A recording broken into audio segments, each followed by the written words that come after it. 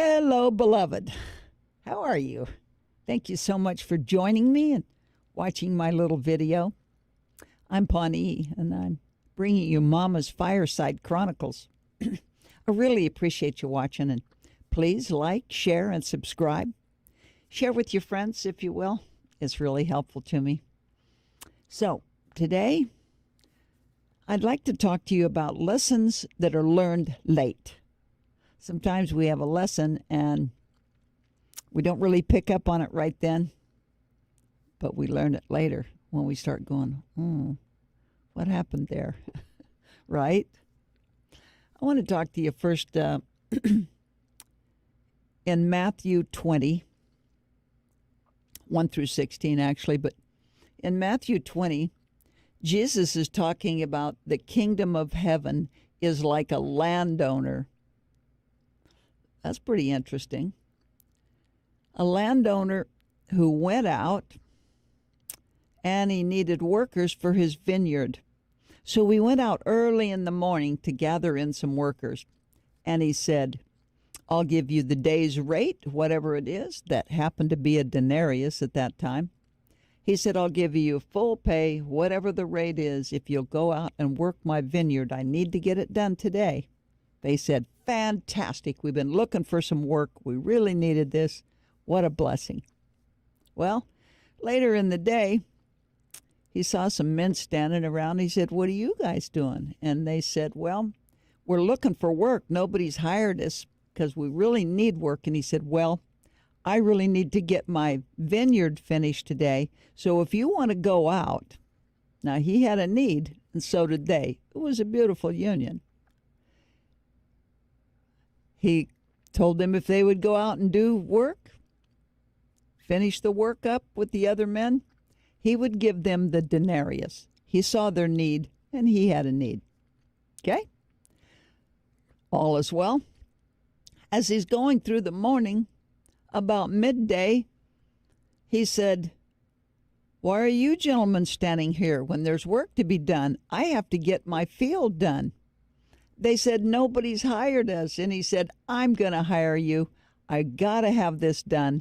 Please, if you'll go out in the field and help these men finish this job before midnight, before the hour, whatever that was, I'll give you a full denarius for your day's work. They said, wow, awesome. They went to work.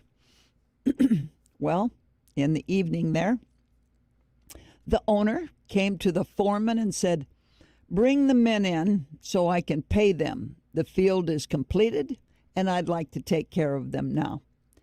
But he said, bring the last first. Whoever I hired last, bring them first, please. The foreman said, fine. He went out and he brought the last men in that was hired.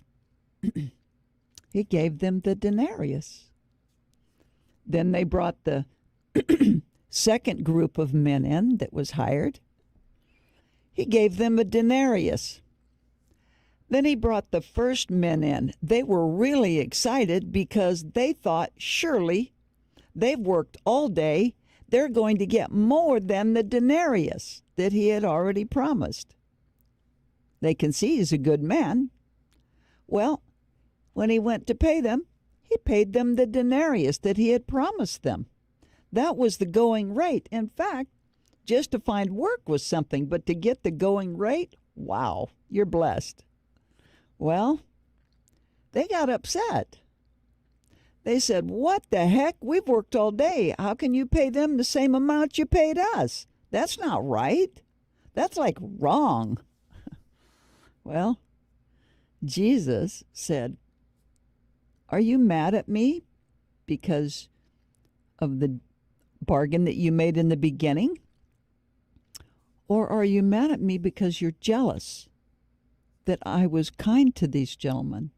These gentlemen needed the money as much as you did. Are you angry because of my goodness towards them? Well, they said, well, we think you're doing us wrong. He said, but I gave you what you asked. Well, beloved, let me just tell you something. I hired a man one time, and he wanted $40 an hour. He actually wanted more, but 40 was a number that we settled on. My partner said, no, Pawnee, give him $30 or $25. Don't give him the going rate because he hasn't done it. He has little experience. I thought on it and I prayed on it. You know what God said?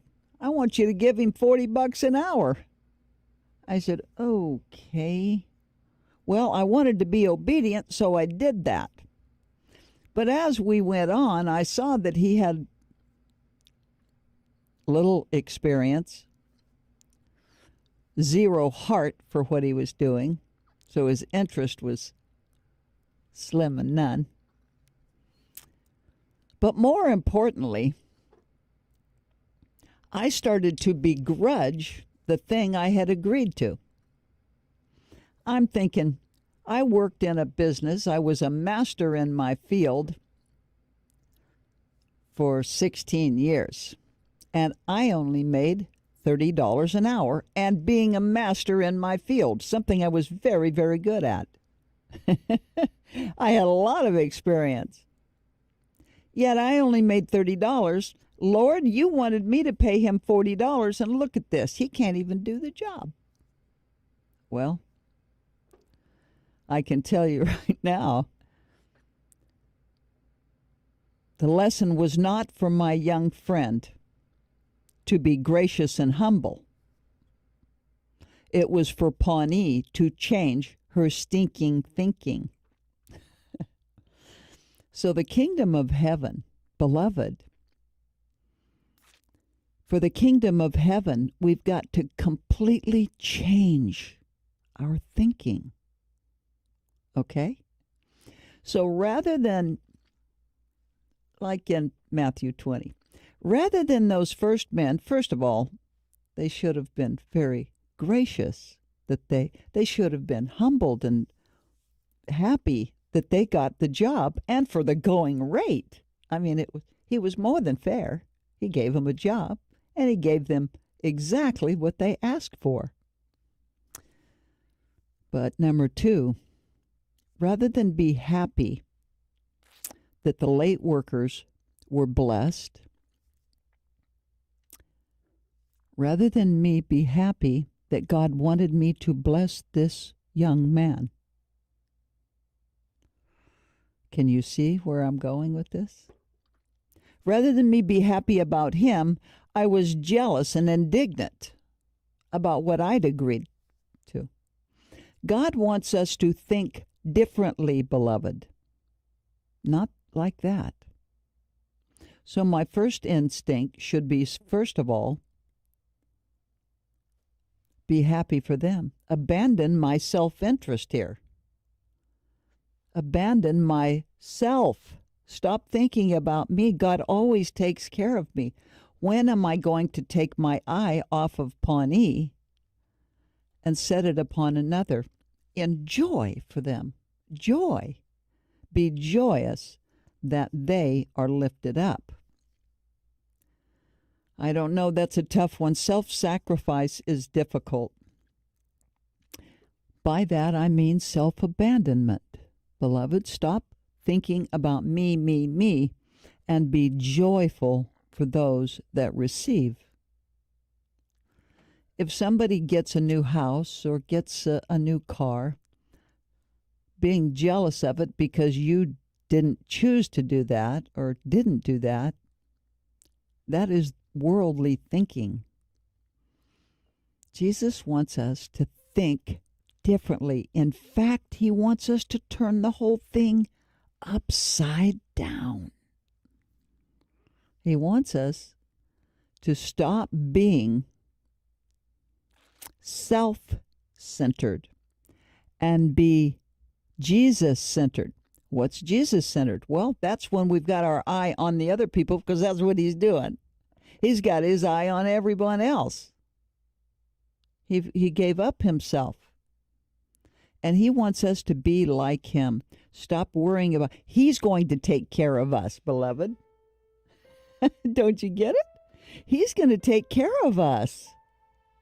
Oh, gee, just to be able to get our minds around that.